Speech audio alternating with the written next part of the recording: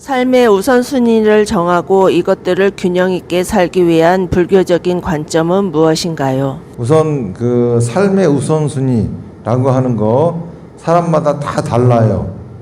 어떤 사람은 재산이 가장 우선순위인 사람도 있고, 어떤 사람은 건강인 경우도 있고, 어떤 사람은 명예인 경우도 있고, 어떤 사람은 권력인 경우도 있고, 어떤 사람은 사랑이 우선순위인 사람도 있고, 또 누구는 또 가족이 우선순위도 있고, 친구가 우선순위도 있고, 의리가 우선순위도 있고, 이렇게 사람마다 다 삶의 우선순위를 정하는 바가 다 다르잖아요. 그렇기 때문에 삶의 우선순위를 어떻게 정하느냐에 따라 가지고 다 살아가는 방식도 다르고 또 사는 인생도 다 다릅니다.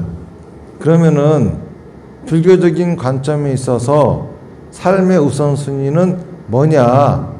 이거는 석가모니 부처님이 남기신 유언을 통해서 우리가 알 수가 있어요. 석가모니 부처님이 열반에 드시려고 하니까는 부처님의 제자가 석가모니 부처님한테 여쭙습니다. 부처님이 돌아가시고 나면은 우리는 누구를 의지하며 살아야 될까요? 그랬더니 석가모니 부처님이 너 자신을 등불 삼고 나의 가르침에 등불 삼아라. 자등명 법등명이죠.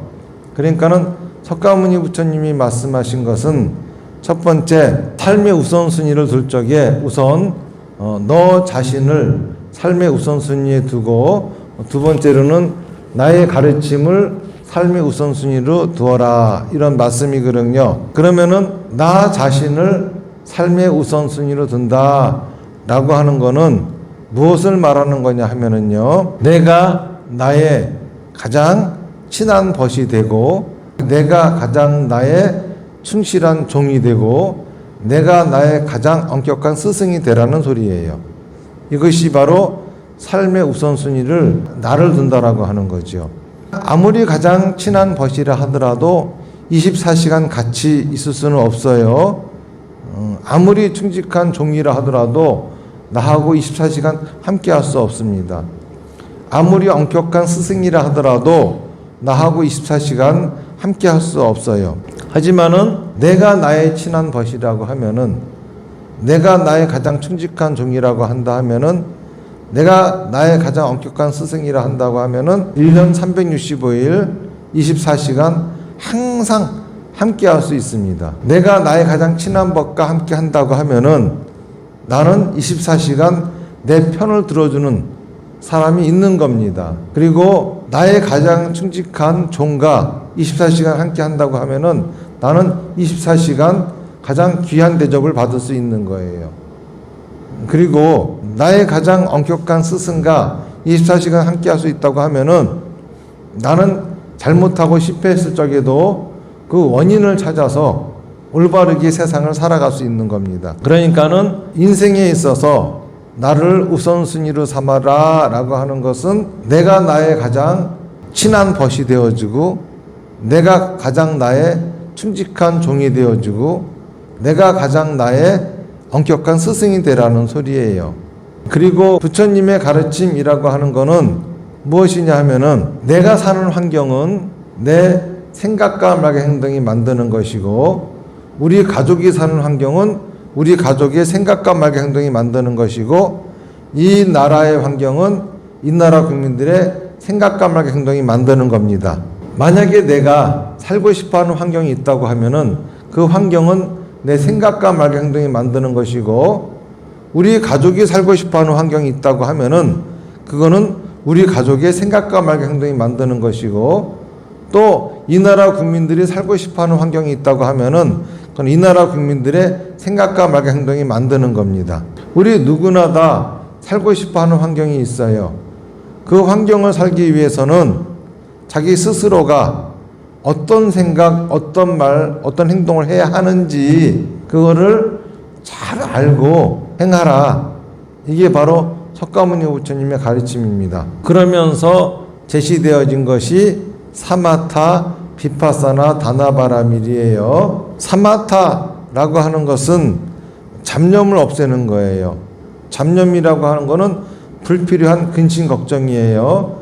나한테 필요치 않은 근심 걱정으로 항상 가득하다면은 나는 불필요한 스트레스를 받게 되고, 그리고 또 불필요한 곳에 지나친 에너지를 낭비하게 됩니다.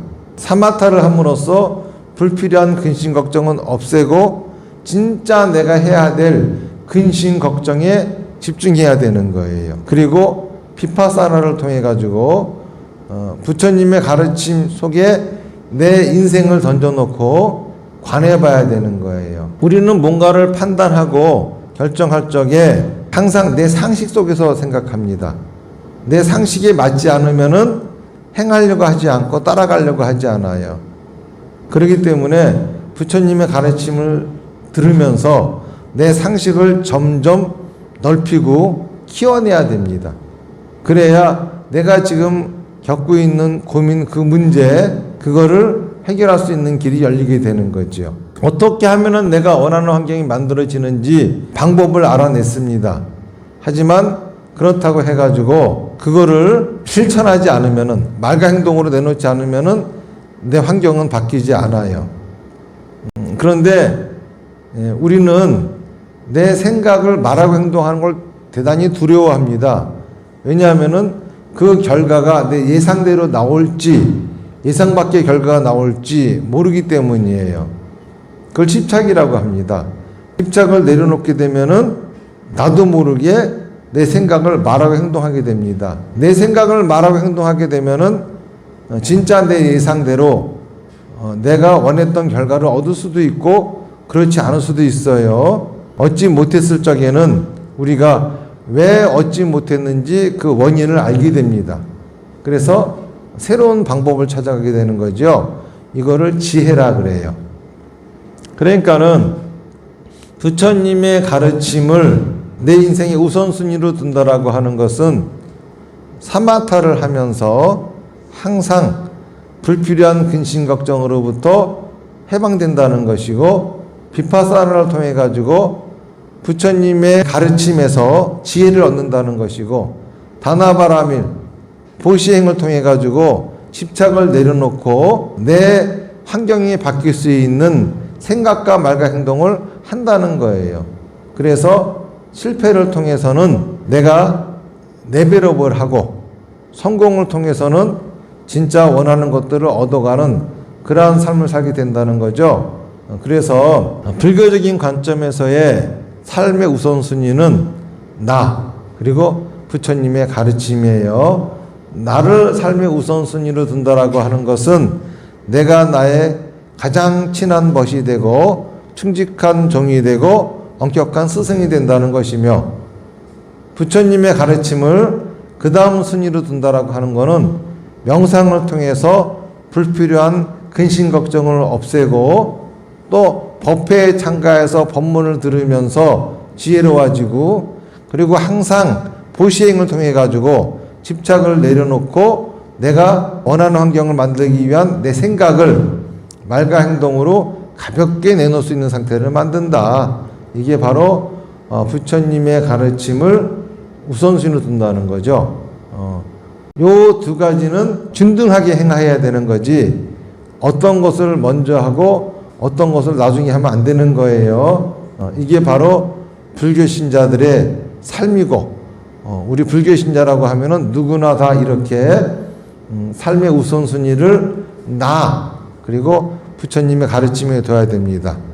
그리고 많은 사람들이 삶의 우선순위로 두고 있는 재산이니 명예니 권력이니 사랑이니 가족이니 등등 그 모든 것들은 덤으로 찾아오는 것이지 그거를 추구한다고 오는 것이 아니에요. 그래서 그런 것들은 삶의 우선순위로 두어봤자 허망한 것이고, 하지만은 부처님의 가르침처럼 나와 부처님의 가르침을 우선순위로 두면은 얻고자 하는 재산, 명예, 권력, 사랑 그 모든 것들은 저절로 덤으로서 찾아온다라고 하는 겁니다. 이게 불교적인 관점이에요.